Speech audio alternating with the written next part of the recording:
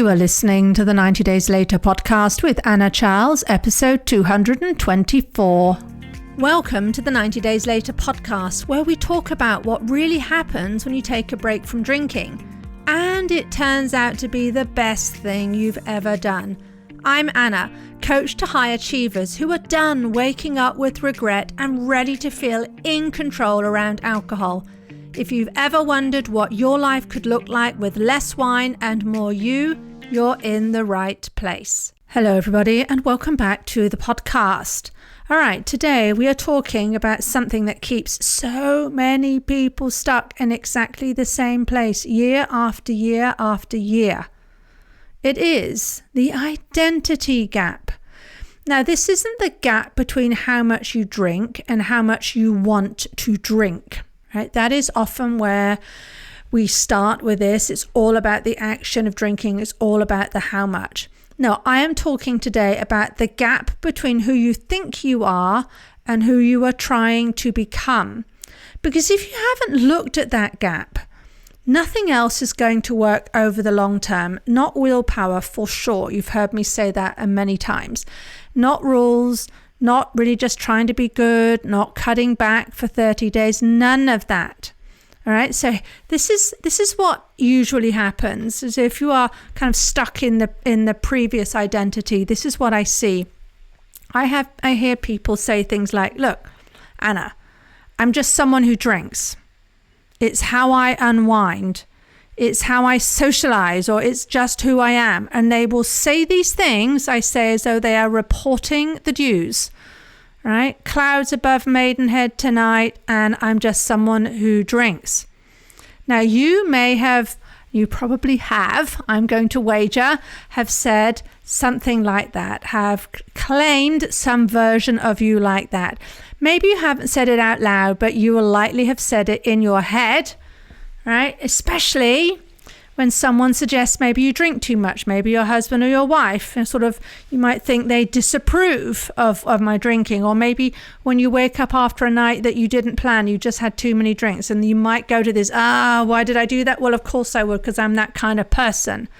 Now, here's the thing about telling yourself sentences like this, right? It's how I unwind, it's just who I am, anything like that. It is going to feel true. It is going to feel like an observation that you're making about yourself that nobody would argue with, right? And it's like maybe you're saying I'm an introvert or a morning person, right? None of these are really facts, but we make them out to be, right? These aren't facts. It is not a fact. I want you to hear me on this. It is not a fact that you drink to unwind. You're that sort of person. Right? This is a story. It's a story that is running your evenings. It might be factually true that you have X number of drinks in the evening. And that doesn't mean you're somebody who drinks to unwind. We need to distinguish between the action we're taking and the person who is taking that action. Now, this is important because this is all about pattern recognition, and patterns, we know patterns is another way of looking at habits. Now, the reason that changing your drinking can feel hard is not because of willpower, or it's not because you're not disciplined enough. I think there really is a large piece of it that comes down to identity. I want you to really think about this, and I want you to think about this with heaps of compassion.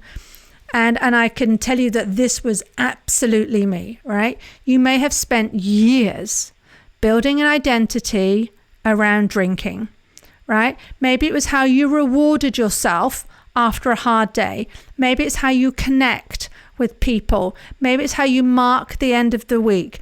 Maybe it's how you deal in social situations because you feel socially anxious or uneasy in those situations, right? This is what we've been doing. And then your brain, which is excellent at pattern recognition and in keeping patterns going, it's going to have filed all of those instances under, okay, this is who we are. This is who I am, right? So when you try to drink less, you say, right, I'm really doing it now. You're not just changing a habit. You are going to be, in the beginning at least, arguing with your own self-concept. You might not even think you're arguing, but you're going against, you're trying to alter your self-concept, how you see yourself. And if we get into a fight there, that's a really hard fight, because you're going to feel like you're pretending. You're going to feel like you're playing a role, like the version of you that doesn't reach for a drink at 6 o'clock isn't really you yet. And I know people say fake it till you make it, and that's all well and good. I do believe we need to act as though we have the result we have. But if it feels like it's fake, if it feels like it's pretense, it's not going to be latching on in your brain as to this is the identity I'm building. Right? Now, this is going to happen. I want you to see this is going to happen. And if you feel uneasy in this area, I want you to take this as a sign that you're just trying to change something that goes deeper than your behavior. Right? There's the action. I talk about this all the time. There's the action we take. There's the drinking we take. And then there's the why we do it and what we make it mean. And if any of this is feeling very, this is difficult to take on, Anna, I'm going to offer that's a sign you're in the gap. You're in this identity gap. And the identity gap is really that space between who you've been and who you're becoming, right? It's like between the two. And almost nobody talks about this because it doesn't really sound like much of a problem, right? How it can look as, well, you haven't had a drink tonight. Oh, then things are getting better. So then why does it feel so strange? Why does it feel hard? Why does it feel really fragile? That this isn't going to last. And this is because behavior changes faster than identity. Yes, you can make a different choice tonight. You really can, right? Even if you don't follow through on it, you can make a different choice. And then maybe you make a decision to follow through on that choice. You can do that in a nanosecond. It's quick. But the story you have been telling yourself about yourself that maybe has been going on for 10 years, 15 years, 20 years or more. And if that is you, no shame, right? This is we just want to understand this. If you've been telling yourself that story again and again and again and again and again, right, several times a day for several years, then it's going to take a little longer to shift. Now, the great news is it's not going to take 20 years. Brilliant, right? Took us much longer to get to that point than it does to unwind out of it. But you might be in that identity gap. And in that gap between the two, between who you were and who you're becoming, it can feel super uncomfortable, kind of undefined, a bit shapeless. It's like something is missing and you can't put your finger on what it is. I want you to think about anyone who's gone through a significant change in their life. Maybe you have. Maybe you've had a new job. Maybe you've moved country. Maybe you've become a parent, right? And there's always a period. I really want you to think about this, right? Because we often say, we think it's much worse with the drinking. But I want you to think, in these times of massive change, there's going to be a point where the new reality is real, right? So you've had a child, the baby is right there, you can see it. But you've got the feeling that, I don't really know who I am. This doesn't feel real yet. Maybe you've said that. I've said that a lot in my life, right? It doesn't feel real yet. And it's where you're doing the thing. So you might be taking care of the baby, but you don't really feel like the person who does that. You maybe don't feel like a parent yet. Now, maybe that wasn't you. If that's not you with parenthood, think of another example. Maybe, again, changing job, changing house. This doesn't feel like my home yet. Going to make it feel like home. So it's no different when we're changing our identity around alcohol, right? This discomfort is going to be there. It is not a red flag. It is not a stop sign. It is just simply a sign that we are going through change. There is a big difference. I also want you to think about this when we go through this with other points in life, right? If we're changing job or moving house or so on, and we feel this kind of, we kind of expect it. It's like, yeah, it's going to happen. This doesn't feel like home yet. And I guess it's just because I haven't been here long enough. Or we don't say, I'm so broken. This is never going to feel like home. That was such a mistake. Right? But we leap to that when we feel this way, when we feel in this identity gap around alcohol. Why does this feel weird? This is never going to be me. This doesn't feel like me. I just want you to listen to that, right? We have such a negative narrative when it comes to this identity gap around drinking. All right, so you know me. I like to give you homework. I like practical application. What do you actually do about knowing this? And how do you move out of this? Well, the first thing is I want you to see that you are telling yourself a story. And I'd like you to name it. I'd like you to write it down or say it out loud. Maybe it's I'm someone who drinks to unwind. Maybe it's I believe I need a drink to enjoy social events. Or maybe I'm just wired this way. Whatever it is you say about yourself. I want you to find that version of yourself, and I want you to write that down, or at least think about it. And then I want you to ask yourself a question. Truly, is this a fact, or is this something that I just say? And for those of you who say, no, this really is a fact, I really want you to say, could you go up in a court of law, test, and say that, and it could be proven, right? If it could not be proven, it is not a fact. So I want you to look at this, because the way we talk about ourselves is so important. And these stories we have help to really inflame and motivate and keep our desire for drinking going. And I want you to remember, desire for alcohol is learned. I say this all the time, and I mean it. Your brain built this pattern through recognition, the dopamine, the reward, the repetition, right? I like that we drink the wine, we like the wine. Oh, I'm somebody who likes wine. That thought is going to create desire, will keep you stuck. But the great thing here is that what you have learned, well, you can learn something else. You can learn something new to replace that. So this means that the identity that has come with the version of who you were, that can be updated too. So I want you to see that. Second, I want you to start collecting evidence for the new story, right? For this version of you who is not somebody who has to unwind with alcohol. The new way that you want to see yourself. And you don't want to force this. And again, this isn't making it up, but I want you to notice things. Maybe you notice that you got through dinner and you were fine. You actually didn't think about wine until the second course. Like maybe you noticed you had a hard week and you didn't pour a drink immediately set through the door. Maybe you did 10 minutes later, but you didn't immediately. Right? You want to look at these things. Maybe you woke up not feeling remorse for 3 days in a row. None of this is small. These are not small things. These are data points for a different identity. I want you to use them, right? Our identity will shift over time, bit by bit by bit.